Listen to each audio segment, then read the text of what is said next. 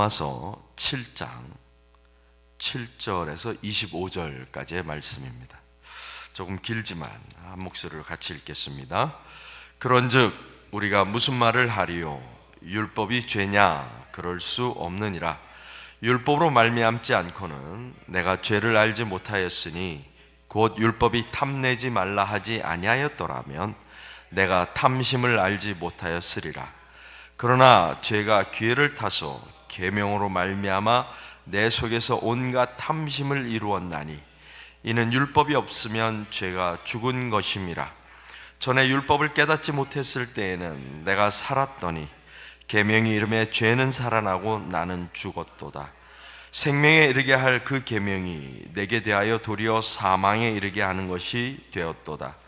죄가 기회를 타서 계명으로 말미암아 나를 속이고 그것으로 나를 죽였는지라. 이로 보건대 율법은 거룩하고 계명도 거룩하고 의로우며 선하도다. 그런즉 선한 것이 내게 사망이 되었느냐? 그럴 수 없느니라. 오직 죄가 죄로 드러나기 위하여 선한 그것으로 말미암아 나를 죽게 만들었으니 이는 계명으로 말미암아 죄로 심히 죄되게 하려 함이라.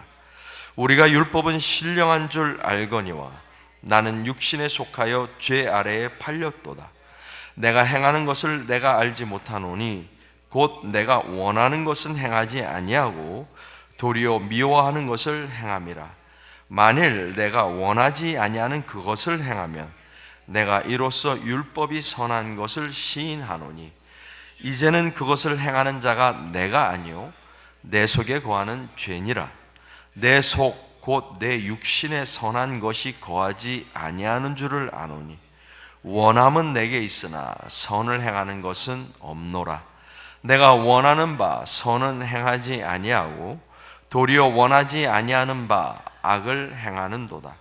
만일 내가 원하지 아니하는 그것을 하면 이를 행하는 자가 내가 아니요 내 속에 거하는 죄니라.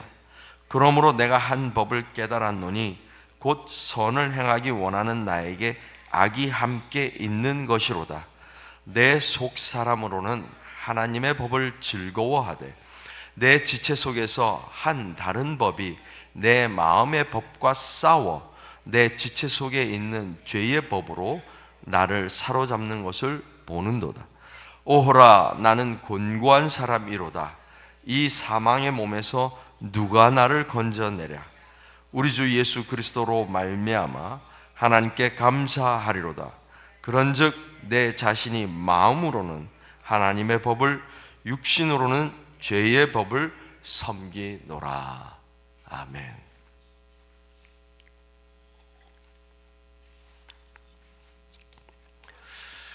오늘 우리가 읽은 로마서 7장 전체에는 네 가지 질문, 네 개의 질문이 나옵니다. 바울은 오늘 본문 말씀을 이 질문들을 가지고 풀어 나가고 있습니다. 결론으로 바로 들어가면 이 네 개의 질문 끝에 무엇이 기다리고 있습니까? 결론이 무엇입니까? 25절 말씀. 우리 주 예수 그리스도로 말미암아 하나님께 감사하리로다. 좀 더 심플하게 이야기하면 인간의 문제에 대한 근본적인 해결책이 무엇입니까? 예수 그리스도. 예수 그리스도. 다시 말하면 복음이신 예수 그리스도가 우리의 유일한 해결책이다. 우리의 소망이다. 그러므로 우리 로마서 1장 16절, 17절 함께 외워야 되겠죠? 내가 복음을 부끄러워하지 아니하노니 이 복음은 모든 믿는 자에게 구원을 주시는 하나님의 능력이 됨이라. 먼저는 유대인에게요 그리고 헬라인에게로다. 복음에는 하나님의 의가 나타나서 믿음으로 믿음에 이르게 하나니 기록된 바 오직 의인은 믿음으로 말미암아 살리라 함과 같으니라. 7장에 나오는 이 네 개의 질문 중에 첫 번째 질문은 우리가 어제 나누었죠. 1절 말씀. 형제들아, 내가 법 아는 자들에게 말하노니 너희는 그 법이 사람이 살 동안만 그를 주관하는 줄 알지 못하느냐. 율법은 언제까지 효력이 있는가 하는 것입니다. 율법은 언제까지 효력이 있는가. 우리가 예수를 믿고 복음을 받고 새로운 사람이 되었는데 아직도 율법이 우리를 주관하고 있는가? 답이 무엇입니까? 율법은 사람이 사는 동안만 효력이 있다. 살아있는 동안만 효력이 있다. 그 예를 든 것이 결혼한 여인이 남편이 죽기까지는 법으로 묶여 있으나 남편이 죽으면 자유롭게 된다. 그 반대도 마찬가지다. 남편이나 아내가 죽으면 유부녀, 유부남이라는 딱지가 사라지게 된다는 것입니다. 그러므로 그리스도의 죽으심을 통해서 율법에 대하여 죽었고 이제는 부활하신 그리스도께 속하게 된 우리는 더 이상 율법의 판단이나 율법의 정죄함을 받지 않는다라는 것입니다. 바울이 유대인을 향해서 제일 첫 번째 했던 책망이 무엇입니까? 로마서 2장 1절 보면 남을 판단하는 사람아, 율법을 가지고 남을 판단하는 사람아, 아무리 율법을 가지고 우리의 약점을 공격해도 더 이상 우리에게는 효력이 없다라는 것입니다. 그렇다고 우리가 죄를 짓지 않는다는 말은 아닙니다. 그리스도께서 우리를 위하여 이미 죄의 값을 다 지불하셨다.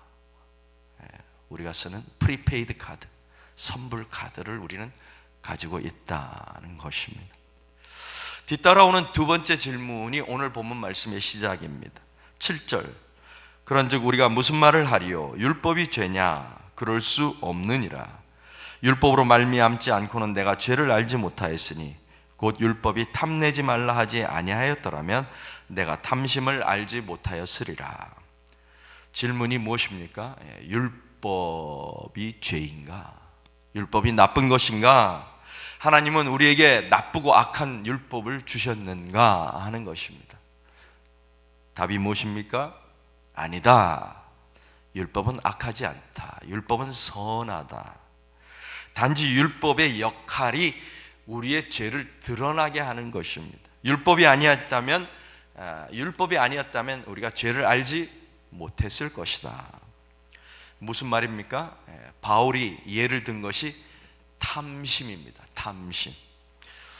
우리가 미국에 살고 있고 우리가 우리 조국 대한민국에서도 살았지만 탐심을 법으로 처벌하지는 않습니다.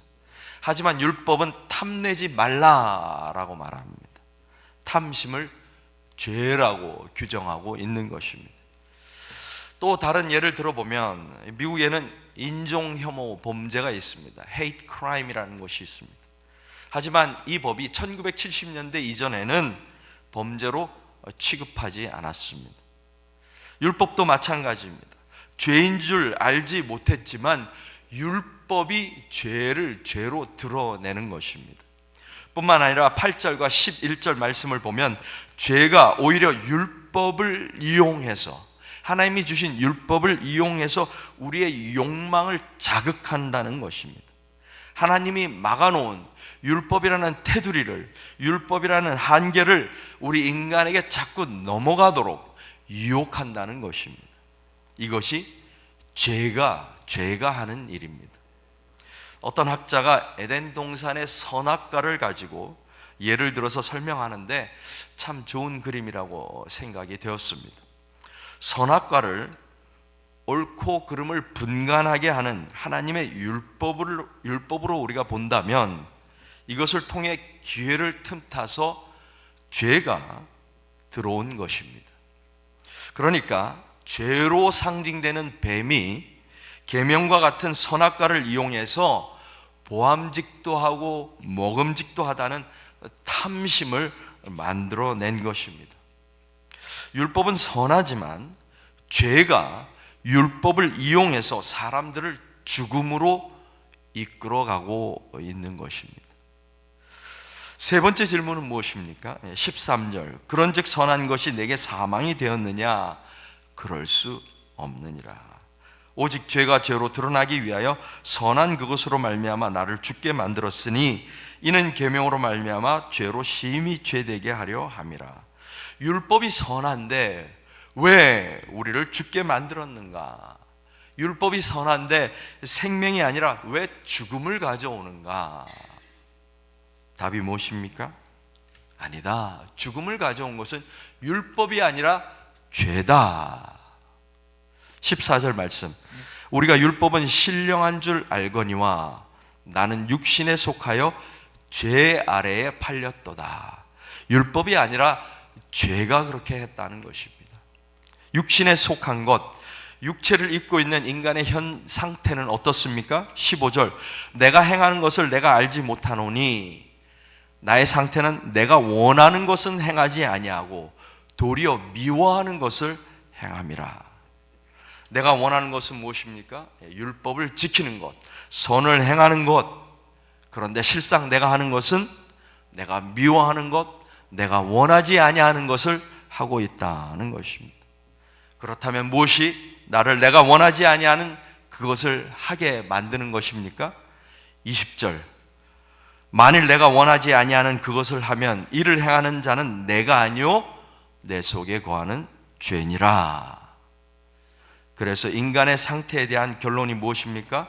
21절, 내 안에 선과 악이 함께 존재한다는 것입니다. 내가 복음을 믿지만, 내가 예수 그리스도를 받아들였지만, 그리스도인이 되었지만, 하나님의 자녀가 되었지만 내 속엔 여전히 죄와 선과 악이 공존하고 있다. 하나님의 법과 죄의 법, 내 마음의 법과 다른 법이 충돌하여서 내가 하기 싫은 것을 하게 만든다. 그러므로 결론은 선한 율법을 행할 능력이 내게 있다? 없다. 없다. 내가 원하는 것을 하지 못하고 오히려 원하지 아니하는 것을 하는 이런 상태를 표현한 것이 마지막 네 번째 질문입니다. 24절. 오라 나는 곤고한 사람이로다. 이 몸에서, 이 사망의 몸에서 누가 나를 건져내랴. 율법 아래에 있는 인간의 갈등은 내가 원하는 선한 행위를 하지 못하고 도리어 원치 않는 악한 행위를 하는 것입니다. 율법이 문제가 아니라 내 속에 있는 죄가 나를 곤혹스럽게 만드는 것입니다. 전적으로 부패하여 자력으로는 헤어나올 수 없는 상태에서 우리 인간의 결론이자 질문은 이것입니다. 오호라 나는 곤고한 사람이로다. 누가 사망의 몸에서 나를 건져내랴. 우리는 1장과 2장에서 이방인과 유대인의 죄를 보았습니다. 우리 모든 인류가 불의에서 빠져나올 수 없는 상태라는 것도 확인했습니다. 의인은 없나니 하나도 없다. 율법으로도 할례로도 전통으로도 습관으로도 혈통으로도 유전자로도 죄라는 거미줄에 얽혀서 꼼짝할 수 없는 우리에게 바울이 유일한 해결책을 제시합니다. 25절. 우리 주 예수 그리스도로 말미암아 하나님께 감사하리로다. 그런즉 내 자신이 마음으로는 하나님의 법을, 육신으로는 죄의 법을 섬기노라. 해결책이 무엇입니까? 예수 그리스도. 예수 그리스도. 예수 그리스도가 해결책이다라는 말은 곧 율법의 기준을 예수님께서 대신 우리를 위하여 이루셨고 죄와 사망의 세력을 십자가의 부활로 이기셨으며 성령을 주셔서 우리가 실제로 새롭게 살 수 있게 하셨다라는 것입니다. 이것이 내일 8장으로 이어지게 되는 것입니다. 오늘 말씀의 결론은 이것입니다. 예수 그리스도가 우리의 곤고함을 해결하십니다. 원하는 선을 행하지 못하고 원하지 않는 악을 행하는 사망의 몸에서 건져내십니다. 이것이 우리가 믿는 복음입니다. 예수께서 율법의 요구에 대하여 이미 지불을 완료하셨습니다. 우리에게 선불 카드를 주신 것입니다. 후불이 아닙니다. 우리가 갚아야 할 것도 아닙니다. 사실 우리가 갚을 수도 없는 것입니다. 그렇다고 우리 마음대로 카드를 긁고 다니라고 하시는 것도 아닙니다. 예수 그리스도가 우리의 해결책이다. 예수 그리스도가 우리의 유일한 소망이다 라는 말은 둘째 아들을 하염없이 기다리는 아버지의 품으로 돌아오라는 말입니다. 어떠한 형편에 있든지 우리를 기다리는 아버지의 품으로 돌아오라는 것입니다. 아버지의 재산을 탕진했다고 할지라도, 아들의 자격이 없다고 할지라도, 또다시 아버지의 재산을 말아먹었다고 할지라도 우리 아버지는 여전히 기다리고 계신다. 그러므로 돌아오라는 것입니다. 너희를 판단하는 율법의 모든 요구를 주님께서 다 이루셨으니 돌아오라는 것입니다. 우리 주님은 포도원 일이 다 끝나는 시간에도 저 홈디포 앞에 가서 일꾼을 찾고 계십니다. 하나님의 자녀들을 찾고 계십니다. 해가 뉘엿뉘엿지는 와중에도 일할 일꾼을 여전히 찾고 계십니다. 우리는 우리 인생이 오늘 종쳤다라고 생각하는 그 순간까지도 주님은 홈디포까지 오셔서 포기하지 않고 우리를 기다리고 계십니다. 이것이 우리에게 자유를 주는 예수 그리스도의 복음입니다. 우리는 자격이 없지만, 우리는 여전히 내 안에서 하나님의 법과 죄의 법이 싸우고 있지만, 그럼에도 불구하고 주님은 여전히 우리를 기다리시고 우리를 향하여 팔을 벌리고 돌아오기를 기다리고 계신다라는 사실입니다. 이것이 오늘 우리에게 주시는 복음인 줄 믿습니다. 기도하겠습니다. 오호라, 우리는 곤고한 사람들입니다. 예수를 믿지만 육신의 옷을 입고 여전히 죄와 씨름하는 사람들입니다. 주님, 복음이신 예수 그리스도를 온전히 믿고 따라가게 하여 주시옵소서.